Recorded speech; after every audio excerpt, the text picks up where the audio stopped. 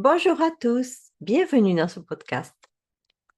Demander une opinion à quelqu'un, donner son avis, donner son désaccord, ce n'est pas si évident si vous n'avez pas le vocabulaire en français. Je vais donc vous apprendre le vocabulaire afin de pouvoir discuter avec quelqu'un et faire ce que les Français adorent, avoir une discussion. Oui, le français est passionné par les discussions entre personnes. Des fois même, on peut se dire, oh là là, mais ces personnes sont en conflit. Pas du tout. C'est juste la passion de la discussion qui anime tout le monde. Alors, à vous, mes chers élèves, et si vous participiez à ces chères discussions à la française? Allons-y. Déjà, pour commencer, il faut demander l'avis à la personne. On est d'accord. On ne peut pas discuter avec quelqu'un si on n'a pas lancé un thème. Vous pouvez demander votre point de vue. Pouvez-vous me donner votre point de vue? Peux-tu me donner ton point de vue sur l'école et son problème d'apprentissage, par exemple? Que pensez-vous du fait que les enfants aient un niveau scolaire si bas en France? Quel est votre avis? Quelle est votre opinion sur ce problème scolaire? Vous croyez que cela en vaut la peine de mettre tout cet argent public dans l'enseignement? D'après, on peut mettre aussi selon vous, quelle est la meilleure solution pour essayer d'aider cette jeunesse? Voilà, là vous avez lancé le thème, la discussion. Vous pouvez exprimer votre accord. La personne vous répond, par exemple, vous dit que l'école a bien un problème, les chiffres sont là, on a bien descendu le niveau de mathématiques, par exemple, pour les petits élèves français, et que les moyens engendrés dans cette école ne permettent pas aux jeunes d'aller plus loin dans les études. S'ils ne sont pas bons en français, ils font beaucoup de fautes, que vont-ils devenir? À ce moment-là, vous pouvez dire, je suis d'accord avec toi.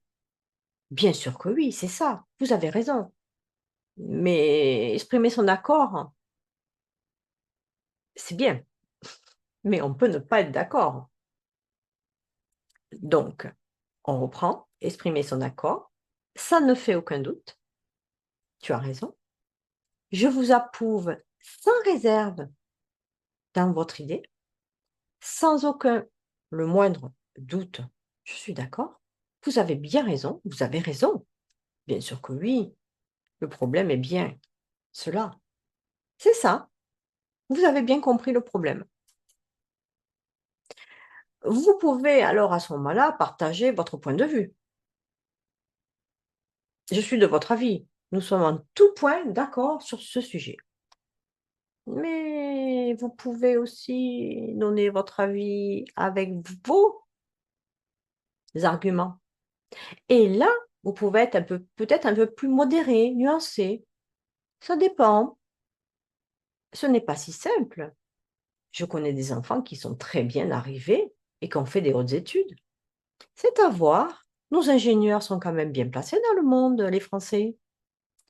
Certes, mais pourquoi certains élèves y arrivent mieux que d'autres? Ou vous pouvez totalement ne pas être d'accord. J'en doute. Vu le nombre de Français à travers le monde qui sont dans les postes à responsabilité, je ne partage pas votre avis. Et vous pouvez même rajouter, je ne partage pas du tout votre avis. Tu as tort. Attention. En effet, on peut être un peu plus direct, un peu plus impoli. Ça peut arriver. Les mots que je vais vous dire, les phrases, par exemple, tu rigoles, suivant le ton que vous employez, peut être très impoli plutôt que direct. Prenons un exemple. Tu rigoles. Tu rigoles. Ah bon? Voyez? Tu rigoles. Automatiquement, vous rentrez dans le conflit. Et puis quoi encore? Jamais de la vie. C'est absurde, ridicule, aberrant, délirant. Voyez la différence de ton? Là, tu vas trop loin. Oula. Tu parles. Ah oui, tu parles. Alors, qu'est-ce que ça voudrait dire, tu parles? Tu parles. C'est pas ça du tout. Voilà, c'est ce qu'on veut dire. Tu veux rire? Oui. Tu plaisantes, n'importe quoi. C'est ridicule. Voilà. Vous voyez? Là, on a un discours qui est direct, mais suivant le ton qu'on emploie, limite impoli. Vous pouvez donc un peu atténuer. Atténuer. Je n'en suis pas si sûre. Et là, vous mettez vos arguments. En effet, je trouve qu'il y a beaucoup d'enfants qui y arrivent, qui réussissent, qui ont l'air heureux. Pas tant que ça. Je trouve qu'il y a des enfants qui ont envie d'apprendre. Où vous pouvez être totalement sûr de ce que vous avancez. Il n'y a pas de doute. Je pense que l'école va y arriver. Je suis persuadée, je suis convaincue qu'on va trouver une solution. Sans aucun doute. C'est ça qu'il faut faire. Alors attention avec ce petit doute. En effet, normalement, sans doute et sûrement, n'exprime pas une certitude absolue, mais une forte probabilité. Sans doute, il va pleuvoir. Sûrement qu'il va pleuvoir. Mais une certitude absolue, donc, il faut employer d'autres mots, comme sans aucun doute. Sans aucun doute, il va pleuvoir aujourd'hui. Voyez la différence? Sans doute, il va pleuvoir, on hésite. Sans aucun doute, il va pleuvoir. C'est beaucoup plus une certitude absolue. Alors, continuons. J'ai la conviction que, veut dire, j'ai la certitude que cela va être une très bonne journée, par exemple. Alors, nous avons vu toutes les opinions, nous n'avons pas pu en discuter, donc je vous laisse la main, je vous donne la main. Et essayez de faire ce petit exercice. Choisissez un sujet, que vous soyez d'accord ou non, bien vu, que vous doutiez ou non, et essayez d'employer les expressions que nous venons de voir. Vous avez plein de sujets, la paix dans le monde, les phénomènes de météo, est-ce que l'amour existe ou pas, les langues et l'apprentissage, l'école en chute dans les sondages.